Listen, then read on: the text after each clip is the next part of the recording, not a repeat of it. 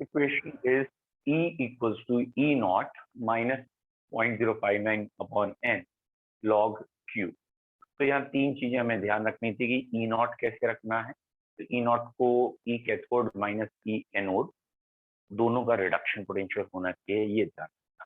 ठीक है, तो ये आपका E naught cathode minus E naught anode रखा जाएगा।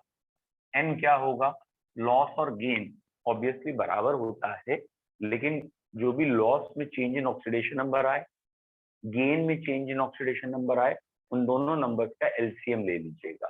तो यहाँ टोटल आइदर लॉस और गेन ऑफ इलेक्ट्रॉन होता है।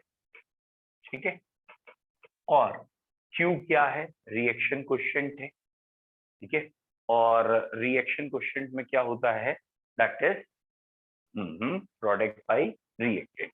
एक सेकंड बेटा, क्या सभी बच्चों को वीडियो ब्लर लग रहा है अभी? Yes sir. Yes sir. एक मिनट, एक बारी मैं चेक कर लूं। ऐसे कनेक्शन तो 5G ही चल रहा है, बट अगेन कल की तरह ना हो, लेट आई चेक।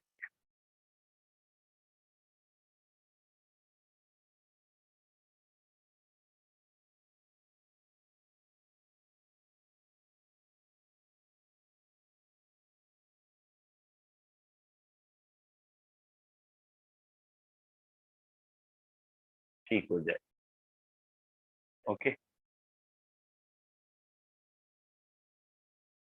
जस्ट एक आध मिनट और दीजिए, आई होप सो एक आध मिनट में ठीक हो जाए। हाँ चाहिए। नाउ इज इट बेटर और नॉट? नहीं तो फिर मीटिंग सर अब तो और कम हो गया। और कम हो गया और बेकार हो गया। एक सेकेंड बेटा है, मैं मीटिंग लीव करके एंटर कर।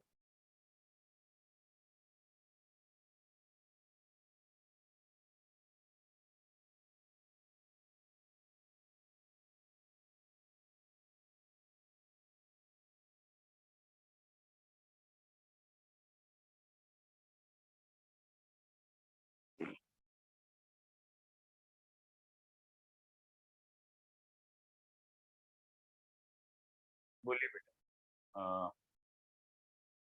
बच्चों अब बताइए, आई होप सो सर अब भी वैसा ही है। This time is it better than before? Yes sir, अब सर ठीक वैसा है। ही है।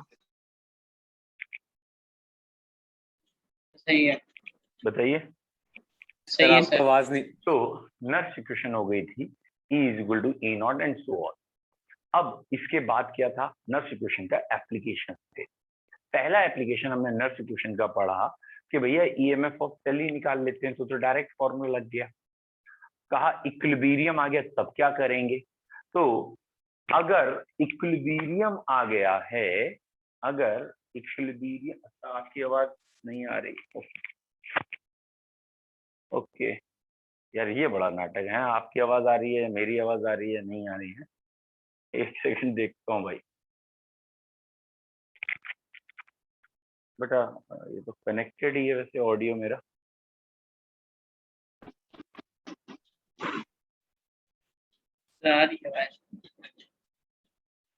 बोलना कुछ फिर से। मैं देख, बोलो। सर आ रही है। सर आ रही है। ओके, एक आध बच्चों को शायद नहीं आ रही थी, तो मैंने दोबारा चेक किया, मुझे भी आ रही है। चलिए, नाउ इक्विलिब्रियम पे क्या रिलेशन हो गया था।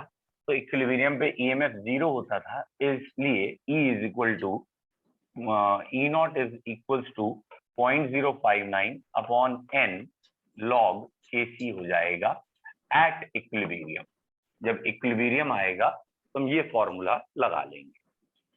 इसके बाद हमने कहा था पीएच से क्या रिलेशन है, तो हमने डिराइव किया था हाफ सेल के लिए, रिडक्शन हाफ सेल के लिए, यानी EH आयन ओब्लिक H2, ये रिडक्शन हाफ सेल है।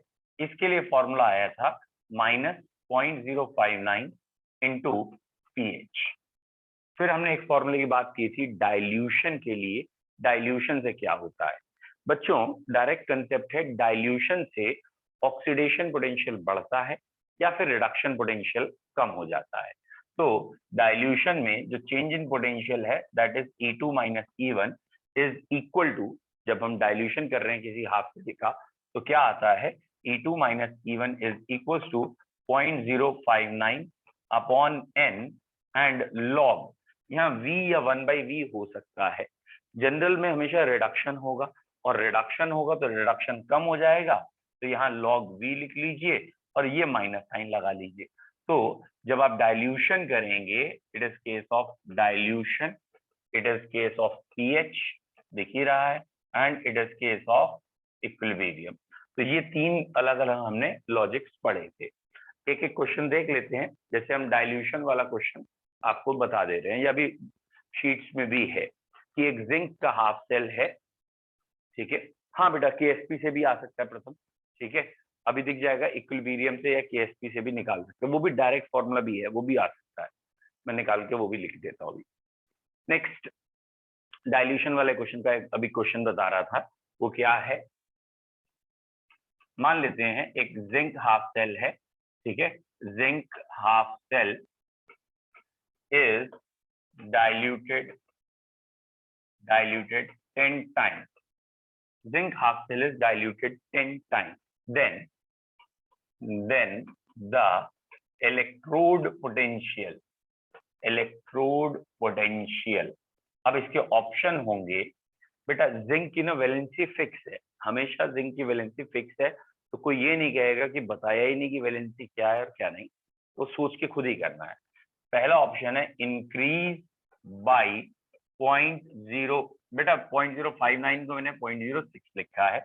दूसरा ऑप्शन है इंक्रीज बाई 0.03, और ऐसे ही डिक्रीज बाई 0.06 या डिक्रीज बाई 0.03 या नन ऑफ दीज। अगर आपको ये ऑप्शंस नहीं लग रहे तो नन ऑफ दीज आप अपना आंसर बताएंगे। तो इलेक्ट्रोड पोटेंशियल बढ़ेगा घटेगा क्या होगा ये आपको बताना है। Increase decrease remain same, none of these. एक बच्चे ने आंसर दिया है अभी तक, गुड गुड बेटा, सही है ध्रुव। नेक्स्ट, और बच्चा कोई बताए। ओके, बाकी का अभी तक आंसर गलत है, चाहे वो श्रेया थे, चाहे कार्तिक थे, चाहे एक और बच्चे थे, इनके गलत थे। मैंने इसीलिए क्वेश्चन दिया है, क्वेश्चन से दिमाग ज्यादा खुलता है। बाकी बच्चे भी आंसर देने की कोशिश करें। क्वेश्चन ये है बेटा, जिंक का हाफ सेल है, उसे हमने डाइल्यूट किया है 10 टाइम। बेटा श्रेया गलत है, डाइल्यूट किया है 10 टाइम। आर्यन बेटा गलत है। और 10 टाइम्स डाइल्यूट करने पर नया पोटेंशियल जो आएगा वो कितना आएगा। कार्तिक गलत है, ठीक है। तो पॉइंट क्या है इसमें, अधिकतर बच्चे जैसे आयुष या जितना ने भी दिया है इन सबका गलत है। ध्रुव का खाली सही था पहली बार में। विजय बेटा गलत है, ठीक है। पहला पॉइंट क्या है, आप लोगों का गलत क्यों हो रहा है। आर्यन गलत है। रीजन ये है कि आपको जिंक की वैलेंसी, निष्का सही है, जिंक की वैलेंसी पता होनी चाहिए। ये है जिंक का हाफ सेल, और जिंक की वैलेंसी मैंने आपसे पहले ही कहा फिक्स है 2, वो कभी चेंज नहीं होगी, इट्स फिक्स। अब आपके आंसर सही आने लगे, डी आंसर है। और इसलिए ये फॉर्मूला आएगा, that is E2 minus E1, जैसे हम डेल्टा E कह देते हैं, इज माइनस 0.059 को मैंने आपसे कहा था ये, एंड लॉग V जो कि 10 टाइम्स है, लॉग 10 1 हो गया, और इसीलिए माइनस 0.03 आंसर आया। तो ये तो है E2 माइनस E1, यानी E2 की वैल्यू क्या आ गई, E1 माइनस दिस, और E1 में से इतना कम करेंगे तो E2 आएगा। तो यही क्वेश्चन था कि बाद का पोटेंशियल शुरू से क्या हुआ। तो बाद का पोटेंशियल 0.03 से कम हो गया, तो decrease by 0.03, obviously volt volt लिखे होंगे, यूनिट सेम होगी, डिक्रीज बाई 0.03 वोल्ट, ठीक है। अब कोई बच्चा ये कहेगा कि मे बी आपने माइनस, ये वाले फॉर्मूले में माइनस क्यों लगाया। तो हमने कल डिराइव करके दिखाया था कि रिडक्शन वाला जब हाफ सेल होता है तो यहाँ माइनस आता है, और अगर ऑक्सीडेशन है तो प्लस। तो अगले पॉइंट से या अगले बार के लिए याद कर लीजिए, डाइल्यूशन करने पर रिडक्शन पोटेंशियल जो होता है, रिड्यूस होने की जो पावर होती है वो कम हो जाती है, और ऑक्सीडेशन पोटेंशियल यानी ऑक्सीडाइज होने की पावर बढ़ती है। तो एक बार फिर सोच के, ज्यादा गलत बोल, उल्टा बोल गया, एक बार फिर बोल के देख लेते हैं। डाइल्यूशन अगर हम करते हैं चीजें दूर हो गई, सही है बेटा, रिडक्शन होने की पावर कम हो जाएगी और ऑक्सीडेशन की पावर बढ़ जाएगी। ठीक है, कैसे मैंने कहा है, क्योंकि ये भी ना रिडक्शन था इसलिए तो कम हो गया। मेरे दिमाग में क्या है एक बार फिर देख लेते हैं बच्चों, ये है प्रैक्टिकल पॉइंट, ये रहा एक सॉल्यूशन, ये रहा रॉड। सपोज ये जिंक की रॉड है और ये जिंक आयन के सॉल्यूशन है। अगर बहुत सारे जिंक आयन यहाँ हैं, बहुत सारे मतलब ये कंसंट्रेटेड है, तो भैया अगर बहुत सारे जिंक आयन है तो यहाँ जाना आसान है। जब यहाँ जाना आसान है तो ये क्या हो जाएंगे, रिड्यूस, तो रिडक्शन आसान हो गया। जैसे ही हमने डाइल्यूशन किया और पानी डाला, पानी डालते ये स्कैटर हो गए, स्कैटर हो गए तो ये यहाँ है ही नहीं, जब यहाँ है ही नहीं तो और आ जाएंगे। तो जितना आप डाइल्यूशन करेंगे उतना ऑक्सीडेशन होना पॉसिबल है, उतना आयन सॉल्यूशन में है ही नहीं, डाइल्यूशन करने में ये आयन दूर हो गए हैं, तो और जिंक आयन या मेटल के आयन सॉल्यूशन में आ सकते हैं। तो इन जनरल डाइल्यूशन में रिडक्शन पोटेंशियल कम हो जाता है, ये आयन दूर हो गए तो इसके ऊपर नहीं जा पा रहे हैं और ऑक्सीडेशन पोटेंशियल बढ़ जाता है। और ये जो मैंने जनरलाइज पॉइंट बोला है ये कैटाइनिक हाफ सेल के लिए है, जो बच्चे कंपटीशन की तैयारी कर रहे हो उनके लिए कह रहा हूँ। दो तरह के हाफ सेल होते हैं, कैटाइनिक और एक एनाइनिक। ये कैटाइनिक हाफ सेल का पॉइंट है, एनाइनिक में कैटाइनिक से एकदम उल्टा रखते हैं, बस इतना याद रखें क्वेश्चन हो जाते हैं। ये कैटाइनिक हाफ सेल के पॉइंट है, मतलब अगर कभी कैटाइनिक हाफ सेल है तो डाइल्यूशन करने पे ऑक्सीडेशन जल्दी होगा, रिडक्शन देर में होगा, या रिडक्शन पोटेंशियल कम हो जाएगा, ऑक्सीडेशन पोटेंशियल बढ़ जाएगा। एनाइनिक हाफ सेल में इसका उल्टा होगा। What I mean by anionic half cell, अगर कैटाइनिक हाफ सेल है तो जिंक ओब्लिक जिंक आयन या जिंक आयन ओब्लिक जिंक लिखा होता है, ये कैटाइनिक हाफ सेल होते हैं। एनाइनिक हाफ सेल में क्लोराइड आयन ओब्लिक Cl2 या Cl2 ओब्लिक क्लोराइड आयन लिखा होगा, Cl नेगेटिव आ गया ना, ये एनाइनिक हाफ सेल है। तो जब भी नेगेटिव चार्ज जहां दिख जाएगा वो एनाइनिक हाफ सेल में कह रहा हूं, और जहां पॉजिटिव चार्ज दिख जाएगा वहां कैटाइनिक हाफ सेल। इसमें एक और थोड़ा सा हायर लेवल है, that is called as, it is called as बेटा कंसंट्रेशन सेल। फिलहाल है क्या इसे एक बार देख लेते हैं, कंसंट्रेशन सेल। बेटा कंसंट्रेशन सेल्स क्या है कि ये हमारा सेल का कंस्ट्रक्शन था, अगर आपको याद हो, ठीक है, ये हमारा सेल का कंस्ट्रक्शन था और इलेक्ट्रॉन फ्लो हो रहे थे क्योंकि यहाँ कैथोड पे रिडक्शन हो रहा था, एनोड पे ऑक्सीडेशन।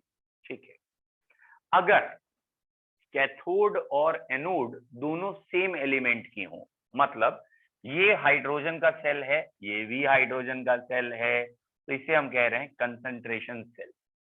अगर ये जिंक का सेल है तो ये भी जिंक का सेल है, तो कंसंट्रेशन सेल।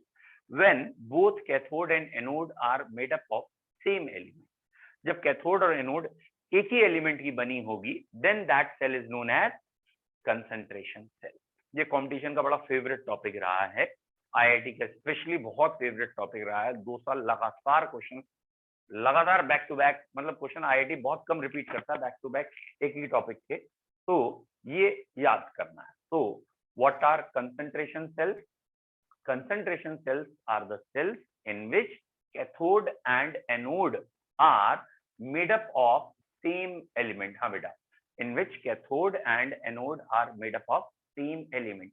तो कैथोड और एनोड एक ही एलिमेंट के बने हैं, तो भैया करंट कैसे फ्लो कर रही है जब एलिमेंट सेम है? कुछ ना कुछ तो डिफरेंस है, तभी तो करंट फ्लो करेगी। तो कंसंट्रेशन सेल बेसिकली 2 तरह के होते हैं, one is termed as electrode concentration cell, electrode concentration cell, and other is termed as electrolyte concentration cell. ये concentration cell भी 2 तरह के हैं, एक electrode और एक electrolyte concentration cell। यानी अगर 2 हाफ सेल में, अगर 2 हाफ सेल में इस रॉड में ही अंतर है, इस रॉड में जनरली प्रेशर देखते हैं, मतलब जैसे हाइड्रोजन गैस है उसका प्रेशर है, तो यहाँ और यहाँ प्रेशर में अंतर है जिसकी वजह से करंट फ्लो कर गई है, तो that is electrode concentration cell. जब जो रॉड है उसमें अंतर है, और अगर दो हाफ सेल के यहाँ जो रखे हैं ये सोल्यूशन, जिन्हें हम कहते हैं इलेक्ट्रोलाइट सोल्यूशन, इलेक्ट्रोलाइट में अंतर है, तो वो कहलाता है इलेक्ट्रोलाइट कंसंट्रेशन सेल। तो concentration cells are those cells in which cathode and anode are made up of same element. Cathode और एनोड किसकी बनी हुई है? सेम एलिमेंट की बनी हुई है, पहला पॉइंट। और अगर कभी भी सेम एलिमेंट है तो ई नॉट सेल जीरो हो गया। ये पॉइंट तो क्लियर है कि कंसंट्रेशन सेल्स के लिए बेटा, कंसंट्रेशन सेल्स के लिए जब ये एलिमेंट और ये एलिमेंट सेम है तो ई नॉट सेल ये जीरो आ गया। क्यों आ गया E naught cell? E naught cell होता है E naught cathode minus E naught anode. यहाँ कैथोड अगर जिंक है तो एनोड भी जिंक है, तो जिंक की वैल्यू दोनों जब रखेंगे 0.77 वोल्ट, एक बारी प्लस में हो जाएगी, एक बारी माइनस में हट जाएगी, इसलिए ई नॉट सेल इसका क्या आ जाएगा? जीरो। तो कंसेंट्रेशन सेल्स का ई नॉट सेल जीरो होता है, चाहे वो हाइड्रोजन का हो चाहे किसी का भी हो, ई नॉट सेल हमेशा जीरो आएगा। नाउ अब एक कंसेंट्रेशन सेल में थोड़ा सा डिटेल में ले जा रहा हूं, थोड़ा सा लिटिल बिट, क्योंकि ये टॉपिक इंपॉर्टेंट है इसलिए। बच्चों ये मैंने लिया सॉल्ट ब्रिज, इधर ले लिया है हाइड्रोजन, यहाँ ऑक्सीडेशन हो रहा है तो H2O/H आयन प्लेटिनम पे एडजॉर्ब है, इस प्लेटिनम पे फोकस मत करना।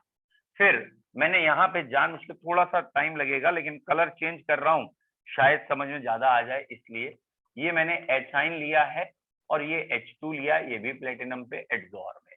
ठीक है, थोड़ा मैंने कलर चेंज कर दिया कि समझ में आपको ज्यादा आ जाए। और जब मैं कलर चेंज नहीं करता हूं तो ऑब्वियसली ये लिख लेता हूं, ये कैथोड के लोग हैं तो C दिखा दिया, और ये दोनों एनोड के हैं तो इनको हमने A दिखा दिया। ये एनोड के प्राणी हैं इसलिए A, वो कैथोड के प्राणी हैं इसलिए C। अब इक्वेशन लिख के दिखाई। बच्चों इक्वेशन क्या आएगी? ठीक है, हमारी इक्वेशन आएगी E is equal to, E naught तो निपट गए हो, जीरो हो गए हो, उसे हटाओ, माइनस 0.059 अपॉन n। फिलहाल हाइड्रोजन का केस है तो n हम लिखना चाहें तो लिख सकते हैं, आइदर 2 और 1, बैलेंसिंग वैसे ही रखनी पड़ेगी। तो अभी मैंने n की वैल्यू लेट सपोज 2 रख दी है, तो मैं यहाँ बैलेंसिंग में स्क्वायर करूंगा या वैल्यू रखूंगा। लॉग के बाद क्या आएगा? लॉग के बाद की चीजें लिखने के लिए पहले मुझे इक्वेशन लिखनी चाहिए सही से। तो बेटा इसकी इक्वेशन क्या आएगी? इसकी इक्वेशन में ये रिएक्टेंट होगा H2 जो कि एनोड का है, प्लस ये H आयन, सॉरी बेटा ये H आयन जो है ये वाला, ये कैथोड वाला है, ये दो रिएक्टेंट है, और इसके बाद ये H2 इधर से आ गया बाद में, H आयन ये एनोड वाला, और प्लस, ठीक है, plus that is H2 cathode. ठीक है, ये हमारी इक्वेशन आ रही है। चेक इट, क्या आप सहमत हैं इस इक्वेशन से? जो बच्चे नहीं समझ पाए हैं तो उनको एक बार फिर से मैं बता रहा हूं। आप इसे ऐसे चेक करिए, ये वाला हाइड्रोजन H2 यहां से यहां आया है, और यहाँ जीरो थे यहां से यहाँ आया, प्लस में आया है तो ऑक्सीडेशन हुआ है, और ऑक्सीडेशन जहां होता है वो एनोड होता है, तो ये भी A लिखा है, ये भी A लिखा है। ठीक है, ये वाला हाइड्रोजन यहां से यहां आया है, प्लस में था और बाद में जीरो हुआ, तो यानी ये दोनों टर्म सही लिखे हैं। एनोड वाले हमारे ब्लू कलर से हैं और कैथोड वाले बेटा हमारे रेडिश टाइप का जो भी कलर आ रहा है इससे है। यहां तक इक्वेशन क्लियर है? ऑब्वियसली ये रिवर्सिबल रिएक्शन होती है, और अगर मैंने n की वैल्यू 2 लिखी है, अगर मैंने n की वैल्यू 2 लिखी है तो बैलेंसिंग में 2 आना चाहिए, यहाँ पे भी 2 आएगा और यहाँ भी 2 आएगा। अब बच्चों आप चाहो तो n1 भी लिख सकते हो, हार्डली मैटर। इसके बाद अगर हम आगे बढ़े, अगर n1 लिखोगे तो ये हाइड्रोजन जो गैस है उसमें हाफ करना पड़ेगा बैलेंसिंग में। अब प्रोडक्ट में क्या आएगा, रिएक्टेंट में क्या आएगा, यहां देखते हैं। तो यहाँ प्रोडक्ट में क्या आएगा जरा ध्यान से देखें, H आयन एनोड का स्क्वायर। ठीक है, अब मैंने लिख दिया यार, H आयन एट एनोड का square multiplied by pressure of hydrogen at cathode divided by divided by H ion cathode का स्क्वायर और multiplied by pressure of hydrogen at anode. ये आ रहा है, ठीक है। आप इस इक्वेशन को थोड़ा सा ध्यान से देख लीजिए क्योंकि ये आपको अभी जरूरत पड़ेगी। क्या आपको ये इक्वेशन क्लियर है?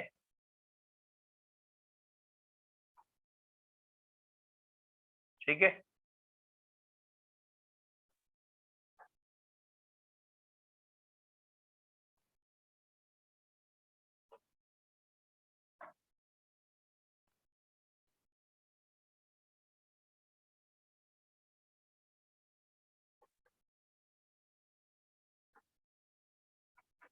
किसी बच्चों को इस इक्वेशन में डाउट है? ये जो हमने लिखी है ये समझ में आई है? अब मैं ये चाहता हूं कि यहाँ का आंसर मेरा माइनस लिखा है ना ये, लेकिन मैं चाहता हूं आंसर प्लस में आ जाए। तो अगर मुझे इसका आंसर प्लस में लाना है तो दो अलग अलग कंडीशन हो सकती है, दो अलग अलग कंडीशन हो सकती है इसका आंसर प्लस में लाने के लिए। बेटा पहली कंडीशन, अगर मैं कह रहा हूं लेट, इसे हटा ही देता हूं, लेट, पहली कंडीशन में मैं ये कह रहा हूं बच्चों, अगर मैं ये कह रहा हूं कि सिर्फ let suppose pressure of hydrogen at cathode is equal to pressure of hydrogen at anode. अगर प्रेशर इक्वल है, लेट मान लिया, अधिकतर ये होता भी है, प्रेशर इक्वल है, तो ईएमएफ प्लस कब आएगा? ईएमएफ का आंसर पॉजिटिव कब आएगा? बताएगा कोई बच्चा? ईएमएफ का आंसर पॉजिटिव कब आएगा? अगर ये दोनों टर्म इक्वल है तो हट गए, तो हाइड्रोजन आयन की कंसेंट्रेशन है एनोड और कैथोड पे, आंसर प्लस लाना है तो लॉग के बाद नीचे वाला टर्म बड़ा होना चाहिए, ऊपर वाला छोटा होना चाहिए। तो hydrogen ion concentration at cathode should be greater then hydrogen ion concentration at anode. तो सेल का ईएमएफ पॉजिटिव लाने के लिए ये करेंगे। तो इफ अगर हमारे पास प्रेशर ऑफ हाइड्रोजन बराबर है एनोड और कैथोड पे और कंसंट्रेशन में अंतर है, तो कंसंट्रेशन कैथोड की ज्यादा होनी चाहिए और एनोड की कम, जिससे कि ये वाला आंसर आपका क्या आने लगे? पॉजिटिव। इसका उल्टा भी हो सकता है। उल्टा क्या हो सकता है? सर आप म्यूट हो गए।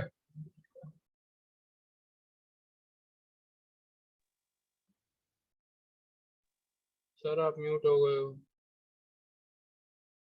तो मैं क्या कहूँ, pressure of hydrogen at anode should be greater than pressure of hydrogen at cathode. तो pressure of hydrogen at anode और कैथोड में ये रिलेशन आएगा, ठीक है। अब होता क्या है, जब मैं ये लिख लूंगा तो एक दो बच्चे जरूर कहेंगे यार समझ में नहीं आया, फिर से बता दो, एक बारी शुरू से बता दो। कोई दिक्कत नहीं बेटा, ये एक बारी में नहीं आता समझ में, और जब बच्चे अपना पेन साथ में यूज करते हैं तो गारंटेड तुरंत समझ में आ जाता है। तो बहुत इजी है, इजीएस्ट है, ठीक है। एक बच्चे ने कुछ पूछा है, इफ प्रेशर इज सेम। बेटा प्रेशर सेम है, आगे का मैं पढ़ नहीं पाया, हट गया था, उस समय कंसंट्रेशन अलग थी, ठीक है। क्या पूछा आपने? जिस भी बच्चे ने पूछा प्रेशर इज सेम, आगे मैंने पढ़ नहीं पाया था, दोबारा लिख दो। ओके चलो मैं दोबारा पूरा ही बता देता हूं। If pressure is same then will there be parallel difference, potential difference? बिल्कुल करंट आएगी बेटा, प्रेशर सेम है ना। बताता हूं, फिर से देखते हैं बच्चों। अच्छा पहले एक्शन ये बताओ, जिसे समझ में आ गया वन टाइप करो, देखूं तो किसे समझ में आया है। कोई ऐसा भी है जिसे समझ में आया है? ऐसा है कोई? करेगी कोई ना, कोई ऐसा जिसे समझ में आया हो? अरे भाई वेरी गुड, फ्रैक्शन में समझ में आ रहा है, 0.5 0.75। चलिए बेटा बहुत इजी वैसे कंसेप्ट है, एक बार अप्लाई करवाता हूँ फिर से आपसे। मैंने कहा कंसंट्रेशन सेल है, कंसंट्रेशन बड़ा बहुत इजी है, पता नहीं क्यों पॉइंट्स में आंसर दे रहे हो आप। अच्छा चक्कर क्या है ना, वैल्यूज नहीं दी, अभी मैंने ए सी ऐसे लिखा है, अभी वैल्यू दूंगा न्यूमेरिकल 1 सेकंड में होगा, 1 सेकंड और समझ में भी आएगा, लेकिन पहले जनरलाइज समझाना जरूरी है, इसलिए एक बार फिर समझा रहा हूं। कंसंट्रेशन सेल वो होते हैं जिनमें एनोड और कैथोड एक ही एलिमेंट की बनी होते हैं, यानी एनोड अगर जिंक का है तो कैथोड भी जिंक का है, एनोड अगर हाइड्रोजन है कैथोड भी हाइड्रोजन है, एनोड अगर क्लोरीन का है, क्लोराइड आयन का, तो कैथोड भी क्लोराइड आयन का है। तो कंसंट्रेशन सेल में भी दो वैरायटी होती है, एनायनिक कंसंट्रेशन, कैटायनिक कंसंट्रेशन। पहले हम अभी सिर्फ कैटायनिक कंसंट्रेशन सेल की बात कर रहे हैं, क्योंकि 90% कैटायनिक कंसंट्रेशन सेल के क्वेश्चन आते हैं, 10% एनायनिक है, तो उसका इससे अपोजिट आंसर है, ऐसे याद करेंगे। तो पहला पॉइंट आया, कंसंट्रेशन सेल कौन से हैं, in which both cathode and anode are made up of same element, and same element होने से E naught of cell is become zero, E naught zero हो गया, and it is of two types. Concentration cell दो तरह के हैं, ये मत कहना कैटायनिक एनायनिक, कैटायनिक कंसंट्रेशन भी दो तरह के, एनायनिक भी। कैटायनिक दो तरह के कौन से हैं भाई, कैथोड और एनोड सेम एलिमेंट के हैं, लेकिन इनमें कुछ अंतर है, तभी तो करंट फ्लो कर रही है। क्या अंतर है? तो ये दो तरह के हैं, एक है इलेक्ट्रोलाइट कंसंट्रेशन सेल। क्या है इलेक्ट्रोलाइट कंसंट्रेशन सेल में? जो सोल्यूशन होता है ना, जिसे इलेक्ट्रोलाइट कहते हैं, उनमें अंतर है। जो सोल्यूशन होता है ना, जिसे इलेक्ट्रोलाइट कहते हैं, उनमें अंतर है। तो ये वाला जो मैंने आंसर लिखा है, ये इलेक्ट्रोलाइट कंसंट्रेशन सेल का फॉर्मूला है। काहे का फॉर्मूला है? इलेक्ट्रोलाइट कंसंट्रेशन सेल, क्योंकि इलेक्ट्रोलाइट कंसंट्रेशन सेल में इलेक्ट्रोड में अंतर नहीं है, सोल्यूशन में अंतर है। तो इस इक्वेशन में प्रेशर में अंतर नहीं होगा। ये जो प्रेशर के टर्म्स है ना, इनमें अंतर नहीं होगा, क्योंकि इलेक्ट्रोड में अंतर नहीं है। किसमें अंतर है? इलेक्ट्रोलाइट में। तो जब इलेक्ट्रोलाइट कंसंट्रेशन सेल होता है, तो ये चीज यहां से हटा दी जाती है, इतना फॉर्मूला रह जाता है, और इतने फॉर्मूले का आंसर प्लस में लाना है। सेल रिएक्शन तब स्पॉन्टेनियस होती है जब सेल का ईएमएफ प्लस में आता है। तो इस ईएमएफ को प्लस में लाना है, जबकि यहाँ तो माइनस साइन लगा दिख रहा है, तो ये प्लस में कब आएगा? तो लॉग का आप इतना शायद जानते हैं, इस माइनस को हटाने के लिए लॉग के बाद के टर्म्स को इन्वर्स कर देते हैं, और प्लस में लाना है तो जो ऊपर है वो बड़ा होना चाहिए, जो नीचे छोटा होना चाहिए। ठीक है, तो जब हम प्लस में लिखेंगे और इसे इन्वर्स करेंगे तो कैथोड की वैल्यू ज्यादा होनी चाहिए और एनोड की वैल्यू कम। तो जब हाइड्रोजन आयन जो इलेक्ट्रोलाइट हैं हाइड्रोजन आयन के, कैथोड में कंसंट्रेटेड होने चाहिए और एनोड में क्या होने चाहिए? डाइल्यूट। और अगर कोई बच्चा इसका ना रिलेशन पिछली हेडिंग से लगाएगा, आज की पहली हेडिंग से लगाएगा, डाइल्यूशन से, वो कहेगा अरे समझ में आ गया तुरंत। कैसे आ गया समझ में? कहेगा आज आपने समझाया था, या हमने कल खुद करके भी देखा था क्या, कि जब भी डाइल्यूशन करते हैं तो ऑक्सीडेशन आसानी से होता है और रिडक्शन मुश्किल से होता है। डाइल्यूशन करने पर ऑक्सीडेशन आसानी से होता है, रिडक्शन मुश्किल। इसका मतलब क्या है? इसका मतलब है एक 0.1 मोलर है, एक 0.01 मोलर है, तो 0.01 का क्या होगा? ऑक्सीडेशन, क्योंकि वो डाइल्यूट है, और 0.1 का क्या होगा? रिडक्शन। यहाँ पे यही तो है, कैथोड पे रिडक्शन होता है और रिडक्शन वाले को कंसंट्रेटेड होना चाहिए, एनोड पे ऑक्सीडेशन होता है, ऑक्सीडेशन वाले को डाइल्यूट होना चाहिए, इसलिए इसकी कंसंट्रेशन ज्यादा है और इसकी कंसंट्रेशन कम है। तो इलेक्ट्रोलाइट कंसंट्रेशन सेल जब होगा तो उसका ये फॉर्मूला होगा, क्योंकि इलेक्ट्रोलाइट कंसंट्रेशन सेल में इलेक्ट्रोलाइट में अंतर है, इलेक्ट्रोड में नहीं है। और जब इलेक्ट्रोड कंसंट्रेशन सेल होगा बच्चों, इलेक्ट्रोड कंसंट्रेशन सेल ये रहा, it is electrode concentration cell.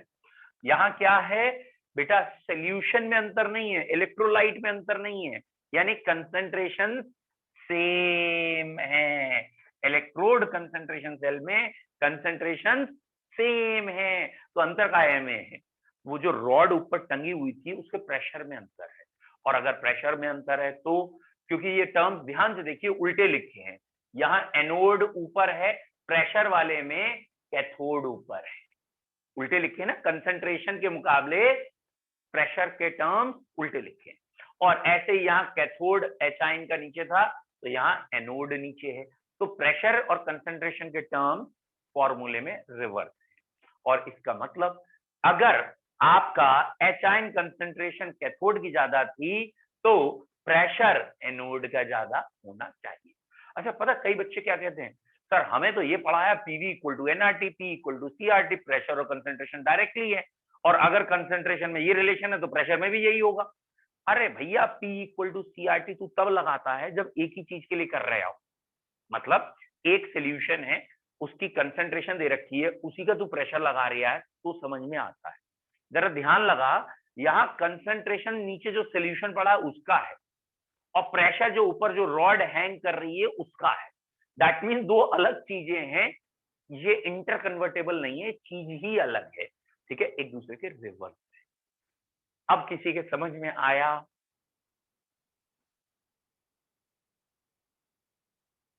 आई गो, किसी के आया? अब एक बच्चे ने कहा या दो बच्चों ने कह दिया हाँ आ गया है, एक दो को तो बहुत ज्यादा समझ में आ गया, बहुत सारे बन डाल दिए उन्होंने। चलिए, वेरी गुड, वेरी नाइस, थोड़ा बहुत आ रहा है। अंश, वेरी गुड, नाइस।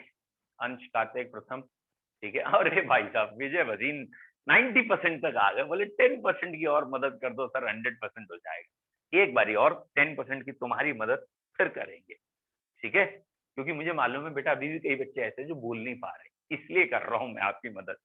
चलिए, अब मैं इसी वाले को एक बार फिर बताऊंगा और फिर एक और बताऊंगा जिससे आपका टोटली वर्जन दिमाग में क्लियर हो। ये रहा हमारा, एक बार फिर इसको एक्सप्लेन कर रहा हूं बेटा। ये है H2/H ion, salt bridge H ion oblique H2, और यहाँ प्लेटिनम लिखे होंगे, उस पर फोकस नहीं करना है। ये हमारे ऑक्सीडेशन है, एनोड है, ये हमारे कैथोड है। इक्वेशन क्या आती है, H2 एनोड रिएक्ट करता है H आयन कैथोड से, और H आयन एनोड प्रोडक्ट में जाते हैं, और H2 कैथोड प्रोडक्ट में जाता है। ये देखना है कैथोड का रिडक्शन हो रहा है और एनोड का ऑक्सीडेशन। ये रहा कैथोड, इसका +1 से 0 रिडक्शन, ये रहा एनोड 0 से +1 ऑक्सीडेशन। ये इक्वेशन बन गई। और E इक्वल टू E0 0 है, तो E0 लिखने की भी हमें कोई जरूरत नहीं है, -0.059 अपॉन n। अब मैं यहाँ पे n की जगह 1 लिख दे रहा हूं, थोड़ा बहुत वेरिएशन भी करना चाहिए, और अगर n की जगह मैंने 1 लिखा है तो बैलेंसिंग में यहाँ हाफ करूंगा। अब मुझे प्रोडक्ट क्या लिखने हैं, मुझे लिखने हैं H आयन एट एनोड और pressure of hydrogen raise to the power half cathode divide में H ion concentration of cathode, ठीक है, एंड प्रेशर ऑफ हाइड्रोजन, और ये पावर हाफ है और ये एनोड है, तो ये मैंने लिख दी है। अब ये ध्यान रखना है इसके बाद कि एक जनरलाइज फॉर्मूला है, इलेक्ट्रोड कंसेंट्रेशन जब होगा तो इलेक्ट्रोड कंसेंट्रेशन सेल में प्रेशर ऑफ इलेक्ट्रोड अलग होगा, यानी इलेक्ट्रोलाइट की कंसेंट्रेशन सेम होगी, तो ये दोनों टर्म सेम होंगे, इनमें अंतर होगा। और इलेक्ट्रोलाइट कंसेंट्रेशन सेल होगा तो इन दोनों में अंतर होगा, ये दोनों टर्म सेम होंगे। तो मैंने अगर मान लिया let we have electrode concentration cell, तो अगर मेरे पास चलो पहले इलेक्ट्रोलाइट लिख दिया है, तो इलेक्ट्रोलाइट कंसेंट्रेशन सेल, तो इलेक्ट्रोलाइट कंसेंट्रेशन सेल कौन सा होता है, in which concentration of electrolyte is different but pressure of electrode is same. तो pressure at cathode is equal to pressure at anode, ये सेम है, but the concentration of H ion या electrolyte at cathode and concentration of H ion at anode they are not same। तो pressure same रखेंगे, वो term square cube half same है वो हट जाएगा, जो चीज सेम है वो हट गई। तो अब इक्वेशन हमारी ये बची है, E is -0.059 upon n log H ion at anode upon H ion at cathode। अब इससे दो चीजें सीखनी है। पहली चीज तो यही सीखनी है भैया, सेल कब काम करेगा, ईएमएफ का आंसर प्लस में कब आएगा, ईएमएफ पॉजिटिव कब होगा। तो बेटा ईएमएफ पॉजिटिव करने के लिए H आयन कैथोड की वैल्यू ज्यादा होनी चाहिए H आयन एनोड से। तो concentration of cathode should be more than anode, मतलब अगर एग्जामिनर ने वैल्यू दी है 0.1 0.01 तो 0.1 यहाँ आएगा, 0.01 यहाँ आएगा। एक चीज ये सीखनी। दूसरी चीज और एक सीखनी है, अगर आप ध्यान से देखें तो शायद समझ में आ जाए, शायद क्या ये मैंने सही लिखा है? E इज इक्वल टू 0.059, 0.059 में माइनस अंदर ले गया, ये वाला माइनस आगे ले गया, और अगर ये वाला माइनस आगे ले गया, या चलो पहले इसको मैं यहीं रहने दूं, ये था log H ion anode minus log H ion cathode, यही तो था, यही फॉर्मूला था। और अगर मैं ये माइनस अंदर ले जाऊं तो यहां से अगर मैं ये माइनस बेटा हटाऊंगा और इसको अंदर ले जाऊं तो यहां माइनस आया और यहां एक बारी और माइनस आ गया, ठीक है। और अब अगर मैं ब्रैकेट को थोड़ा सही से लिखूं तो क्या मैं ये लिख सकता हूं 0.059 PH anode minus PH cathode, क्योंकि पीएच का फॉर्मूला होता है माइनस लॉग एच आयन, क्योंकि पीएच का फॉर्मूला होता है माइनस लॉग एच आयन, तो भैया ये रहा माइनस लॉग एच आयन, ये भी रहा माइनस लॉग एच आयन, वो वाला माइनस अंदर आ गया था ना उससे, तो ये हो गया पीएच का direct shortcut, pH anode minus cathode for concentration cell. तो कंसंट्रेशन सेल ऑफ हाइड्रोजन में एक डायरेक्ट आप शॉर्टकट लगा सकते हैं, ये वाला, कि अगर याद रखेंगे तो अच्छा रहेगा, that is pH anode minus pH cathode. अब दूसरे टाइप का सेल कौन सा था? Electrolyte concentration cell. Electrolyte concentration cell में क्या होता है अगर आपको याद हो, sorry electrode concentration cell, electrolyte तो यही था, सॉरी। इलेक्ट्रोड में क्या होता है? प्रेशर अलग अलग होते हैं, जैसे यहाँ कंसंट्रेशन अलग अलग थी, वहां प्रेशर अलग अलग है। तो मैंने क्या कर रखा है, मैंने ना वो डाइल्यूशन का केस बड़ा ढंग से याद रखा है कि डाइल्यूशन करने पर एनोड में ऑक्सीडेशन आसानी से हो जाता है, ऑक्सीडेशन पोटेंशियल बढ़ जाता है और रिडक्शन कम हो जाता है, ठीक है। डाइल्यूशन करने पर ऑक्सीडेशन जल्दी, रिडक्शन देर, ठीक। ऑक्सीडेशन एनोड पे होता है, रिडक्शन कैथोड पे होता है। तो डाइल्यूट जो भी है वो एनोड है, कंसंट्रेट जो भी है वो कैथोड है। ये कंसंट्रेशन सेल के लिए कह रहे हैं जहां इलेक्ट्रोलाइट की कंसंट्रेशन, ठीक है। और इसी में जब प्रेशर का क्वेश्चन आता है तो मैंने कहा उल्टा होना है, मैंने आपको दिखा भी दिया है क्यों उल्टा होना है, क्योंकि लॉग के बाद के टर्म्स में न्यूमरेटर और डिनोमिनेटर में जो वैल्यूज लगी हैं एनोड और कैथोड कंसंट्रेशन और प्रेशर में अपोजिट लगी है, इसलिए उल्टा होना है।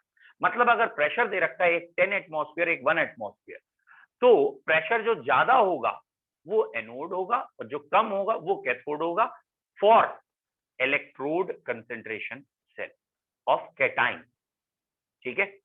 और बाई चांस एग्जामिनर ने एनाइन का क्वेश्चन पूछ लिया, anionic concentration cell, chloride ion oblique Cl2 वाला, जो मतलब Cl नेगेटिव हो, ऑब्वियसली दोनों कंसंट्रेशन सेल में दोनों ही क्लोरीन होंगे, Cl नेगेटिव ही आएंगे दोनों तरफ, तो क्लोराइड आयन वाले के सेल्स के आंसर यानी एनाइनिक कंसंट्रेशन सेल के आंसर कैटाइनिक कंसंट्रेशन सेल के आंसर के अपोजिट होते हैं। एनाइनिक कंसंट्रेशन सेल के आंसर कैटाइनिक कंसंट्रेशन सेल के आंसर के अपोजिट होते हैं। मतलब अभी हमने कहा था जब कैटाइनिक कंसंट्रेशन सेल था, सेल तब पॉसिबल है, सेल रिएक्शन तब फिजिबल या स्पॉन्टेनियस है जब एनोड डाइल्यूट हो, कंसंट्रेशन कम हो और कैथोड की ज्यादा हो। अगर एनाइनिक होगा तो उल्टा हो जाएगा, कंसंट्रेशन एनोड की ज्यादा कैथोड की कम, प्रेशर में फिर उल्टा हो जाएगा। समझ में आया बेटा? प्रेशर की बात कर रहे हैं या कंसंट्रेशन? तो अगर आप कंसंट्रेशन की बात करेंगे वहां तो आप कहेंगे हाँ वेरी गुड, प्रेशर की बात फिर यहां से उल्टा कंसंट्रेशन। तो एक जनरलाइज कोई चीज एक ध्यान रख लीजिए, और नहीं तो ये पूरा आपके सामने लिखा है। बताओ बच्चों, अब बताइए क्या ये टॉपिक आपको क्लियर हुआ? कंसंट्रेशन सेल आज का हमारा टॉपिक था, क्या आपको कंसंट्रेशन सेल क्लियर हुए? Very good. इसके 4 रिजल्ट आपको याद रखने हैं, ठीक है, वेरी गुड। 4 रिजल्ट आपको याद रखने हैं। ऑब्वियसली प्रेशर बेटा उल्टा कर देना ना। अच्छा, एक बच्चे ने कहा है इलेक्ट्रोड कंसंट्रेशन सेल के बारे में कैसे कहेंगे, या वो कम समझ में आया है। बेटा ये जो लॉग के बाद के टर्म्स आए ना, आप इस पे फोकस नहीं कर पा रहे।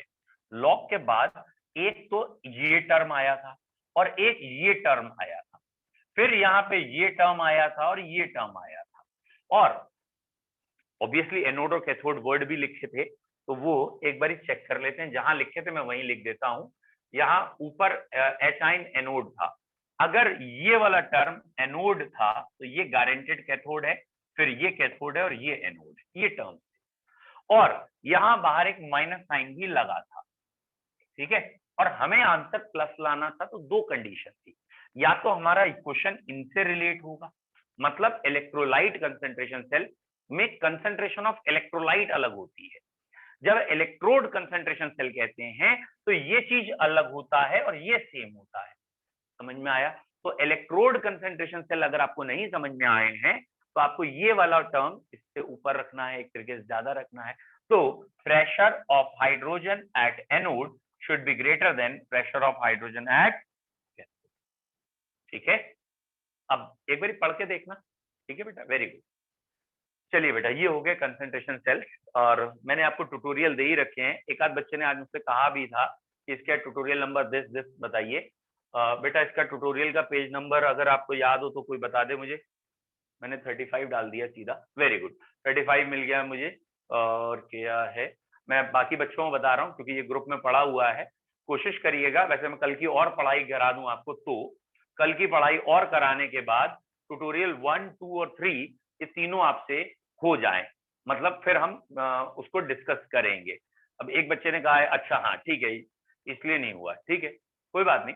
ट्यूटोरियल 1, 2 और 3 वाला थोड़ा टफ है, एक आध बच्चे का कल मैसेज आया था करा दीजिएगा 3 वाला पूरा क्लास में, तो मैं करा दूंगा, लेकिन मैं चाहूंगा 1 और 2 से स्टार्ट करें। तो कोशिश करिएगा यार, वैसे हो गए 1 और 2 के सारे क्वेश्चन, एक ये 5th को छोड़ दूं तो ऑलमोस्ट सारे हो गए। ये 5th वाले में थोड़ा समझाना है थोड़ा बहुत, और यहाँ तो कुछ भी नहीं समझाना, शायद सारे हो गए, ठीक है वेरी गुड।